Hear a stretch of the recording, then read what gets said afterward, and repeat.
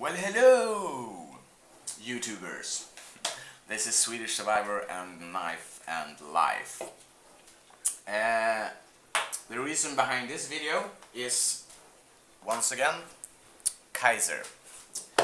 I did record a video ranting about a subject for like 30 minutes.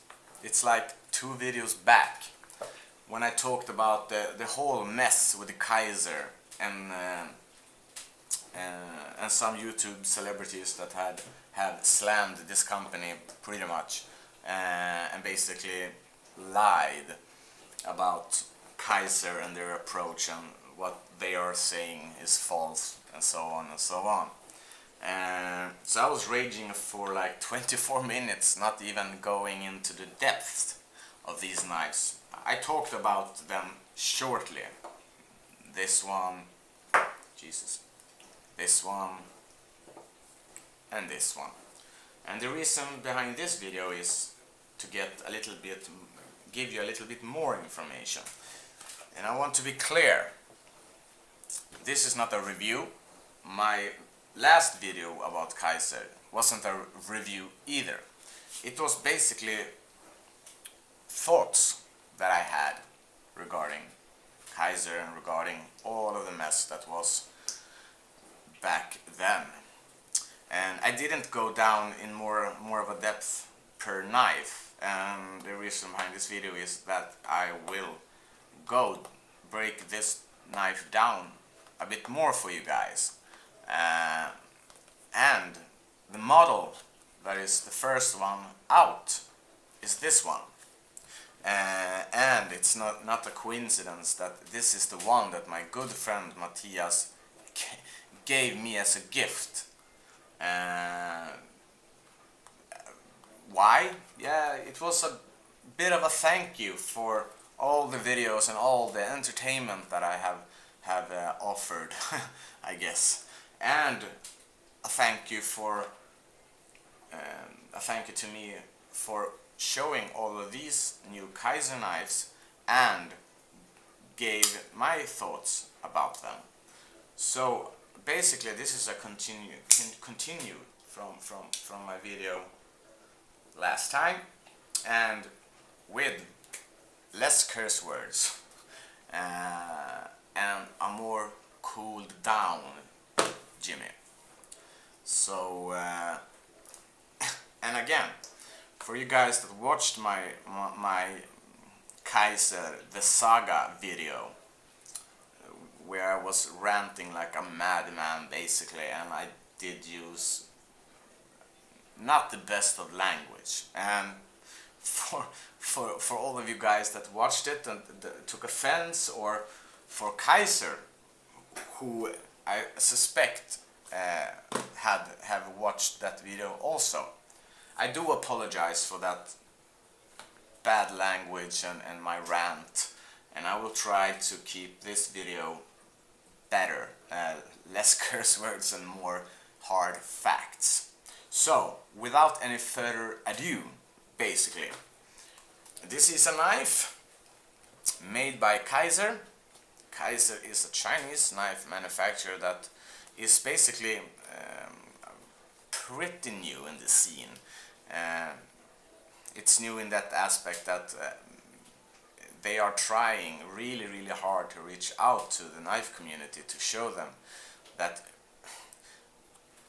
we can produce quality knives without lying, without stealing custom makers' knife designs and so on. This is a Chinese knife brand that really takes another road and another approach, and I think these guys will be one of the biggest and a huge knife brand if they keep on moving forward in this track that they are into now. They are really good communicating to the community. They are really good. They have pretty good business practices and do stuff differently. So that's why I like them a lot. And they are producing knives with materials that usually cost a lot more. Well, I have talked about that in a video already, so I will end it there. But this knife, it's the KY4447, and this KI is basically on every box, and that is probably short for Kizer. Same thing here, KI, numbers and digits. Same thing here, KI.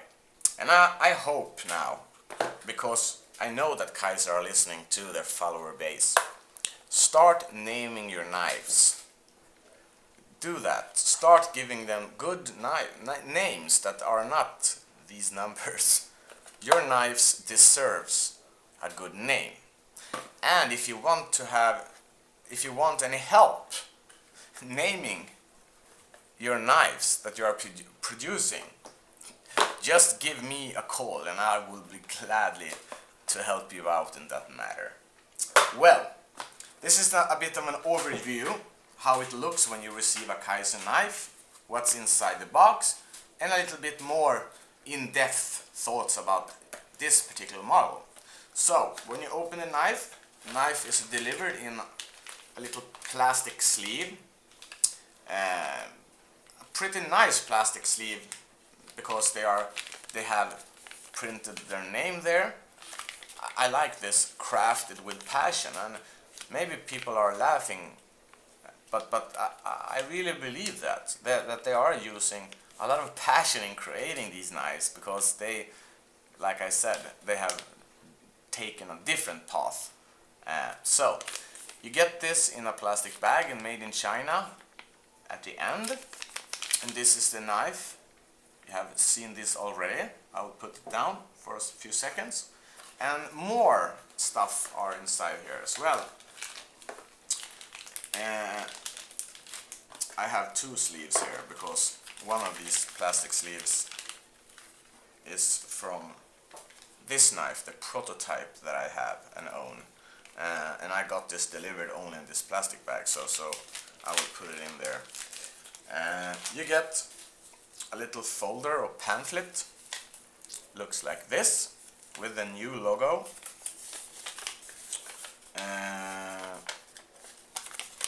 And I want to give you a bit of, I want to read a few lines from this little pamphlet.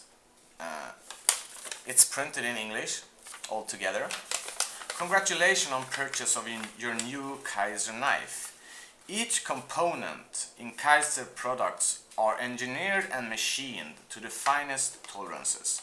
A final assembly, finishing and sharpening of knives are entirely made by hand to ensure the maximum amount of attention to details.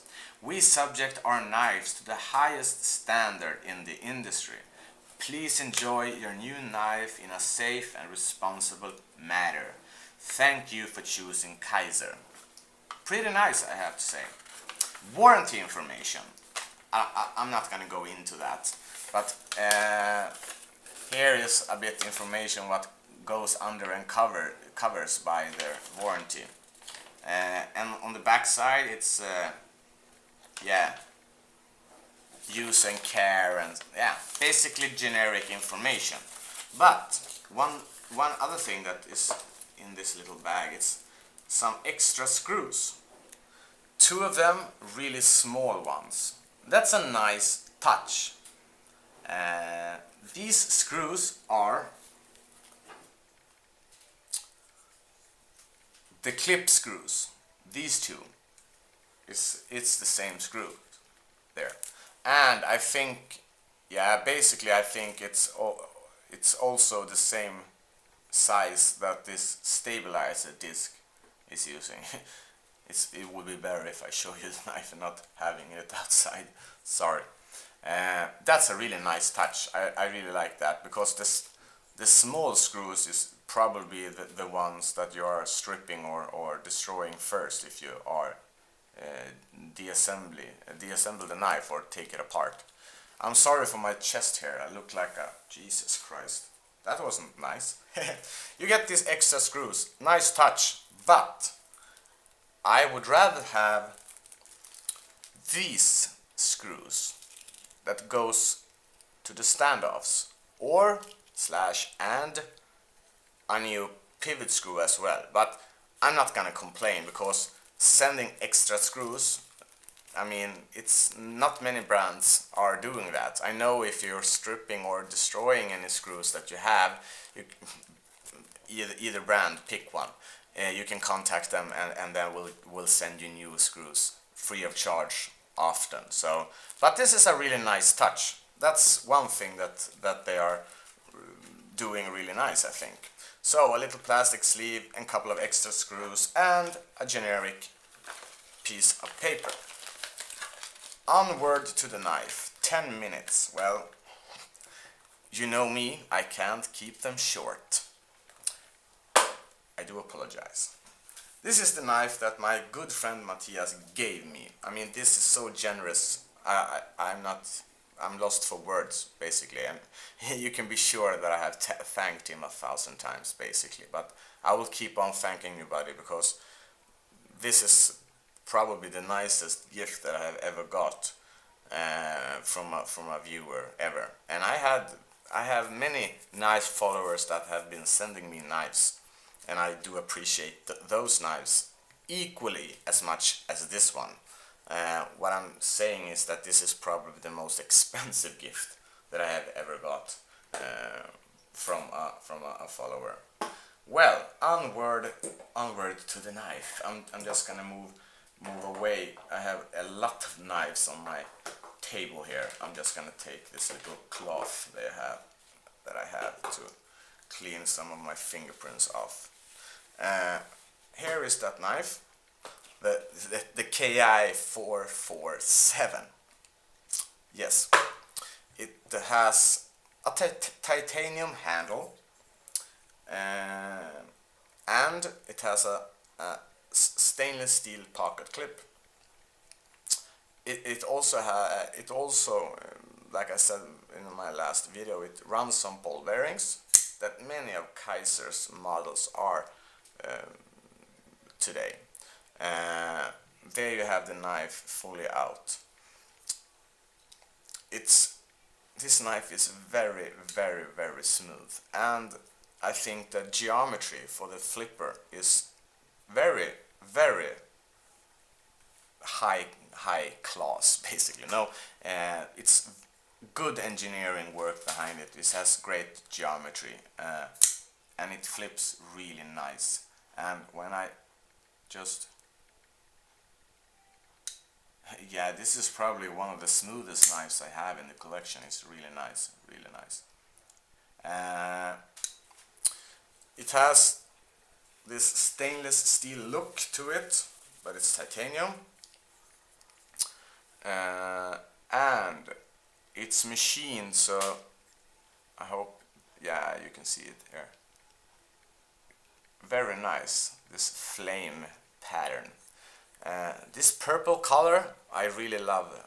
I think it looks very classy, this purple color. So I like that very much.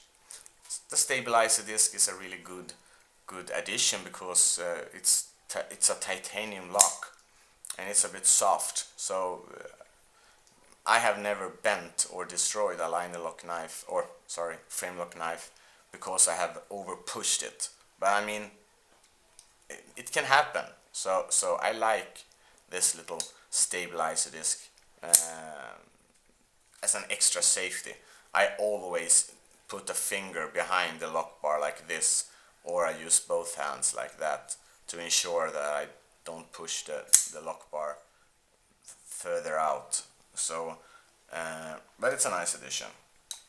Like I said before, I really love this pivot. I think it looks very, very nice, and it works very good with the rest of the design of the knife. Like a flower or a flame, either way. And the backside looks equally as nice, but it doesn't have any. It's not any Torx bit or anything at the backside. This is probably flushed, so it can't rotate. But this is a T8 Torx bit, so it's very easy to adjust this knife if you want to. Like I said before, it's a full flat grind blade, a big full flat grind blade as well, with a new logo there, and there you have the steel. It's yeah, like I said before, it's gonna be a bit of repeat, but it is what it is. It's the S35VN, a very good, high quality and good performing steel. S35VN is one of the best knife steels today out there. I really like it. It holds an edge very, very good, and it's a good, strong steel. On the back side, you have the name again, Kizer Ki4447, and as you can see, you have two screw heads, two holes for the clip that is reversible. You can reversible. It's not reversible. You can just put it tip up or tip down. If you move this clip to this side, you will really have a deep carry. As you can see, it's almost at the top. So basically nothing of the knife will be sticking out from the pocket if you remove the clip and put it up here. Like I said, this is not a review, but every knife has a couple of things that you're not 100% happy with, and I can't find too many things regarding this knife, but a couple of them that I want to point out with this video. Number one, that is, it lacks a stainless steel insert, and this lock bar is not carbonized either. So carbonized, what the Jesus Christ, you don't have any treatment on the lock bar itself to prevent stickiness and stuff like that, so it's a bit sticky sometimes, but not always.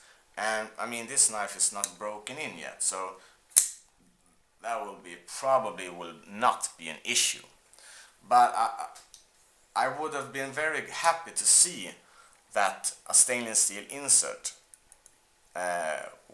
would be applied to this lock, because I mean, the lockup is really good today, as you can see there, but as the time goes by, this lock will be moving more and more in, and maybe developing up and down play. But as of today, the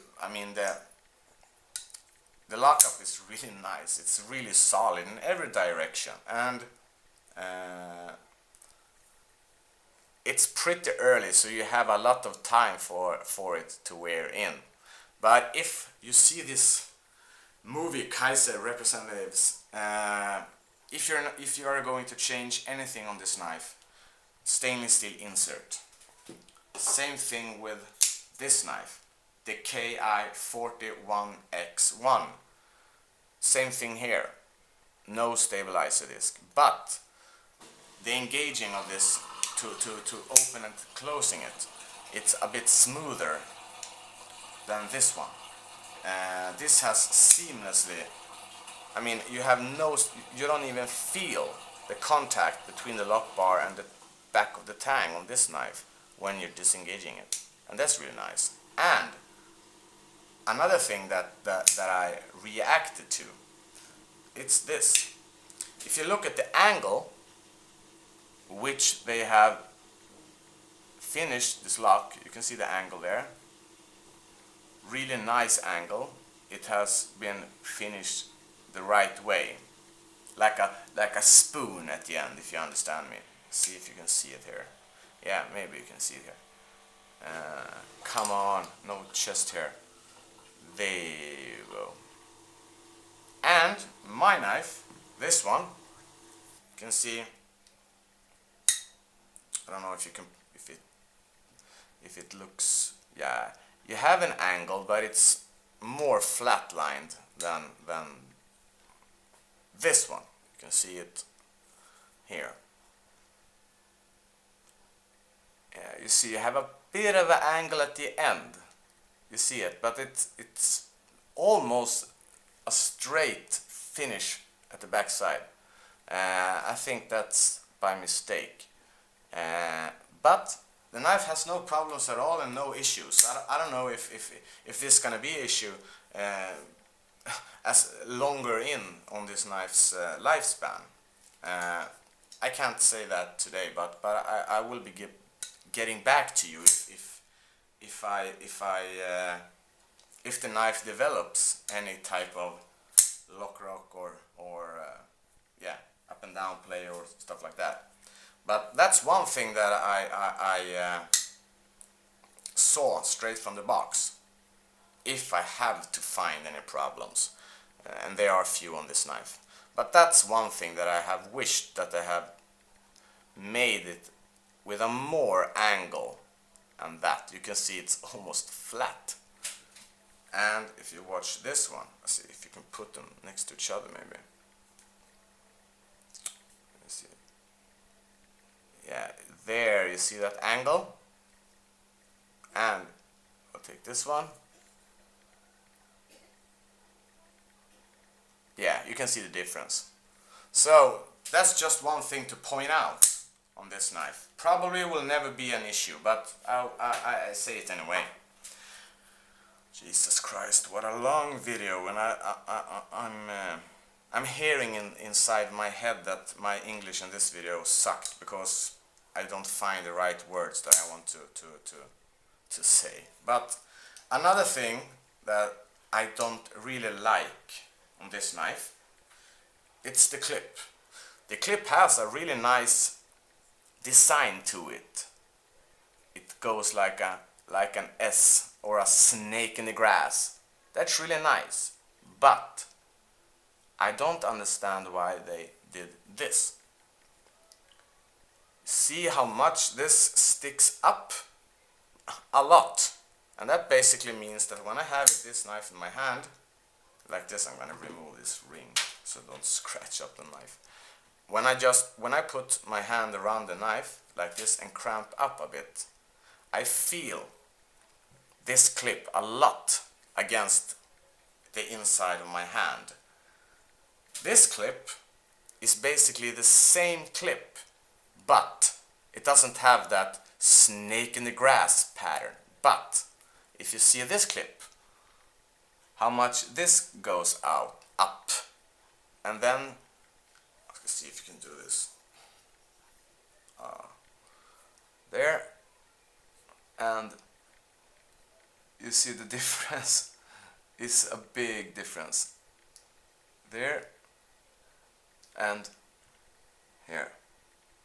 So that's one thing that I wish that they didn't have done. It's this.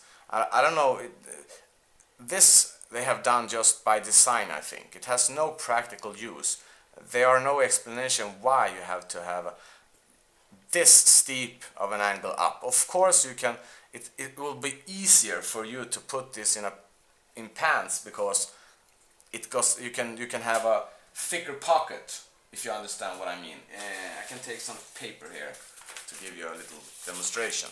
When I put this on paper, it's really easy for it to my God, it's easier for me to get something more fatty and put it like that.